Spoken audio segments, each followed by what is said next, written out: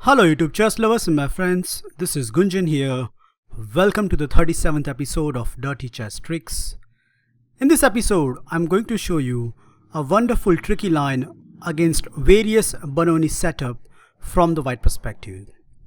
Now the opening order can be occur with a different sequence, but they all leads to the same. So for example, here let's say white start with the move d4 and after the move knight to f6.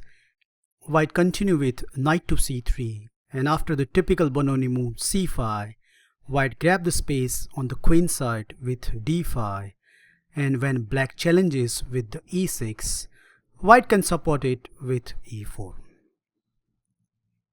The second route to the same position can be reached via this model, that is d4, c5, d5, knight to f6, knight to c3, e6 and the move e4. When I checked this position in latest database, I found out that there are more than 150 games played, including some master games. And the more surprising thing is, here the most popular choice by black is e captures d5, which in fact I'm going to prove in this video is a big time mistake from the black perspective. The correct continuation here for the black is to play d6. However, at the end of this video, I'm going to show you a tricky line where you can trap some of your opponents. But first thing first, I need to concentrate what is wrong with e captures d5, which looks very natural, destroying the white center and get typical Benoni advantage. Well, that's not right in this position because of the white lethal reply, e5. And after this move, no matter however black plays, he get completely lost position in just 5 moves of the game. Isn't that sound wonderful? So let's see how we can achieve this. Well, as I have highlighted over here, black has few choices, but none of them turns out very well. The first move I want to consider is d4, which is already a mistake by black. And the simplest refutation is you can take this knight on f6, and after black recapture our knight, you can see that juicy hold on e7, and after the move queen check, black is by force losing a piece. So that is straight out of the equation. What happens if he continue with queen e7?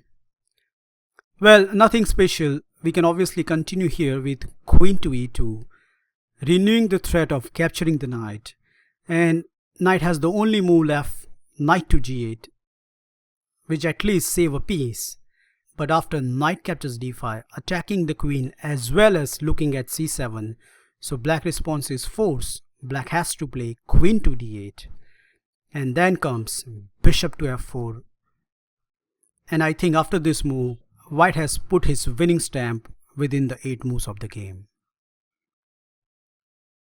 There is a one master game continue from here, knight to e7, which looks very natural, trying to get rid of the attacker.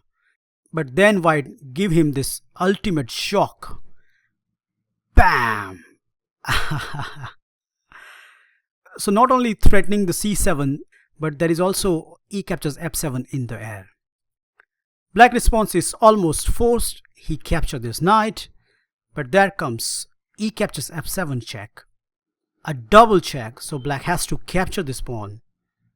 And the sequence afterwards happen, which is even a beginner can find out. It's very easy. Yup, you start with the move queen check, attacking 2 pieces. And if black continue to save his piece with king to e6, then comes queen to e5, king to f7, queen captures d5, king to e8, and castle on the queen side. And I can't stop laughing looking at this position where black hasn't developed a single piece, and on top of everything his king cannot castle and remain in the center to give white all the fun he wants. Fortunately, I also reached this position in one of my blitz game where my 2100 rated opponent continued with the move knight to a6. His idea is very obvious, he wants to control the c7 square. But what he missed is white's ultimate reply. Boom! Typical sacrifice occurs in such a positions where black king is stuck in the center high and dry. Well, black doesn't have any choice, he has to capture this knight, and after pawn takes, not only white is going to regain his piece, but after the move castle, you wonder the fate of that black king, which is never going to be safe on either side.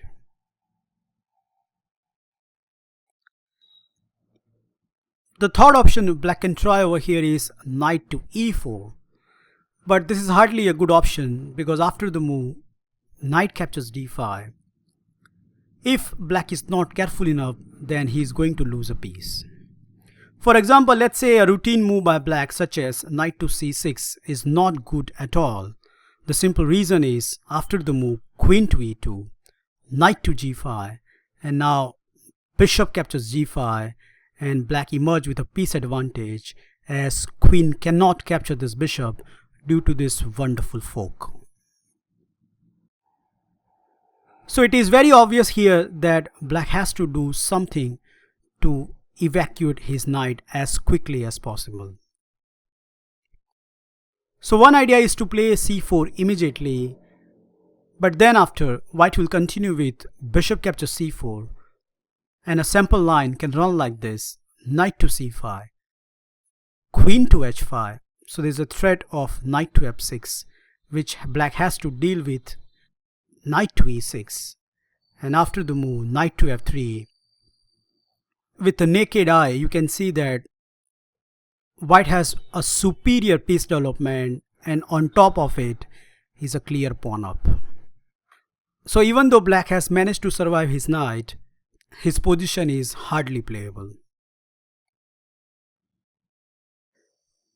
In the database, one game continues from here at 6. So black is trying to rescue his knight with knight to g5. But I think white responded very accurately with queen to h5. Stopping knight to g5. Okay, black continue with the move bishop to e7. Before we look at bishop to e7, I like to quickly point out that c4 now is nearly impossible. The simple reason is after bishop captures c4, knight to c5, white has this lethal blow, knight to f6, and king cannot go to the e7 due to the queen f7 mate. So that means by force black has to give up the queen, and who will not enjoy queen breakfast early in the opening? So probably that's the reason why black here continue with the move bishop to e7, thinking that he can easily save his piece. But after the following move by white, h4, that knight is completely a goner.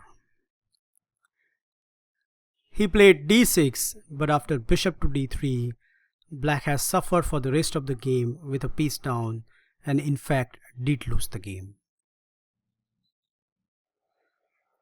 Last but not least, the most critical response here by black is to play knight to g8, accepting that he has a worse position but still managed to hold on into the middle game. Okay, white will continue with queen captures d5, and now two major replies has been tried in this position and none of them working very good. The first move I want to consider is knight to e7, which on the surface looks good because it's attacking the queen and develop a piece. But after the move queen to e4, white has a simple threat of knight to b5 and knight to d6, which black prevents immediately with a6. But there comes bishop to e3, attacking the c5 pawn, and black needs to play d5, where resulting position is quite good for the white. I have attached this line in the PGN, but let's see what happens where a 2300 face this line and continue with knight to g6, which is very obvious, defending the c5 pawn. The funny part I found about this game is black has taken so many moves for this knight. For example, this knight goes from here back to g8, then coming to e7, and then going to g6, and 4 tempo with one move, not a good sign. So white can easily exploit this with f4, trying to get f5 in and create some big problems in the black camp. Black continue with bishop to e7. So probably I think his idea is to play knight to f8 after the move f5. And in fact, f5 happens in the game. Knight to f8 indeed played. So far it looks like black is holding on. But after white's next reply, black immediately resign.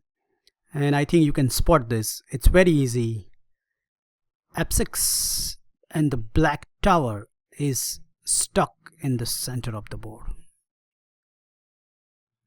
In the second game, black continue with knight to c6, which looks more logical.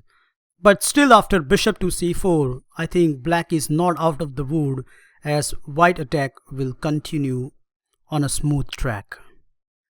Okay, black has to defend f7, so he played queen to e7. Now comes knight g to e2. So already white in terms of piece development quite ahead in the game. And there is always problem when you play moves such as queen to e7, as your king side piece development will be hindered for a long time. In the game, black find nothing better to capture on e5, and white put the fifth gear in terms of piece development with bishop to f4. Black took the light square bishop, white recapture, and now you see the drawback of queen to e7 as white has these deadly threats of knight to d5 and knight to b5, and I don't think so black can parry both of them. In the game, black continue with the move d6, so at least he's trying to get a counter attack on the white queen. But after castle on the queen side, bishop to e6, queen to e4 check, queen to d7, black is desperate to exchange the queen. But of course, white is not a mad person. He continued with knight to b5. And seriously, this is just too much for the black. One move has been played, rook to c8. But after bishop captures d6, it's time to pack in.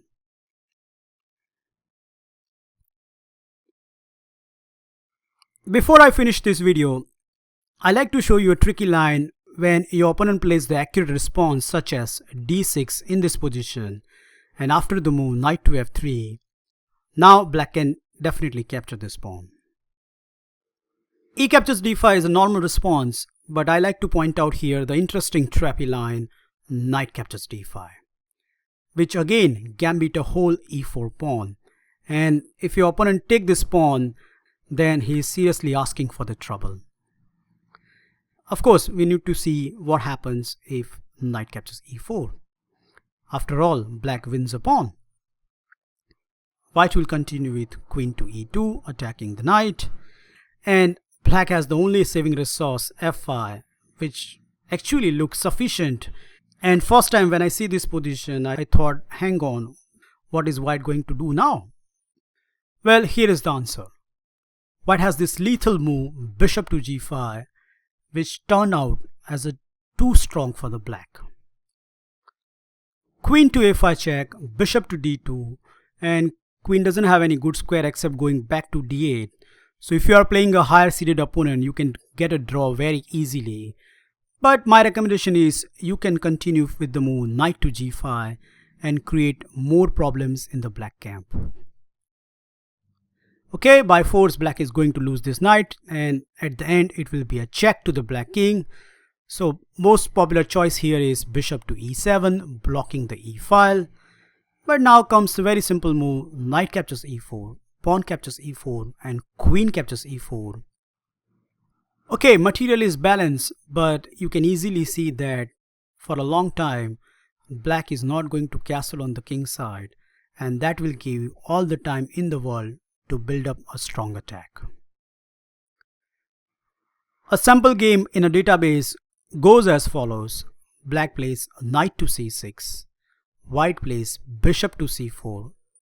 Black continue with knight to e5, trying to get that bishop. White plays castle on the queen side. And after knight captures c4, queen captures c4. Still black cannot castle, so he continue with bishop to e6, trying to pin down that knight. White plays very obvious move, rook h to e1, attacking the bishop. And maybe white thought, well, I can exchange some pieces and then my king will be very safe. So he took on this knight. But after queen captures, it doesn't matter whatever black plays, he get a lost position. For example, in the game, he continued with queen to d7, trying to defend b7. But what he overlooked is white's major threat, bishop to g5. And by force, black is going to lose a piece. And in fact, the game very, very quickly. Well, I hope you enjoy and learn this wonderful tricky setup against various Benoni opening. And personally, I found out that many players are not aware of this tricky line.